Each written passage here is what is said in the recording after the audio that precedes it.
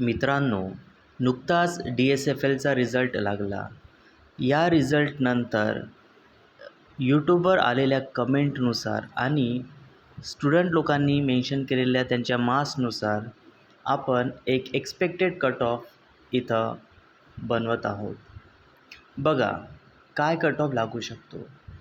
Cyber क्राईमचा cut off काय असणार?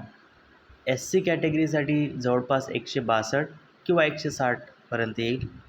OBCसाठी 164, open 168 आणि ST 154 असा सायबर क्राईमचा कट ऑफ असेल. सायंटिफिक असिस्टंटसाठी बघा काय कट ऑफ असू शकतो. SC 160, OBC 162, ओपन 166 तर ST 154. त्यानंतर senior laboratory assistant. Senior laboratory असिस्टंटचा कट ऑफ हा थोडा कमी लागणार कारण पेपर हार्ड होता. तर SCचा कट ऑफ जवळपास 162 पर्यंत जाईल. OBC 156, ओपन 162 तर ST 144. त्यानंतर ज्युनियर लॅबोरेटरी असिस्टंटचा कट ऑफ किती लागू शकेल?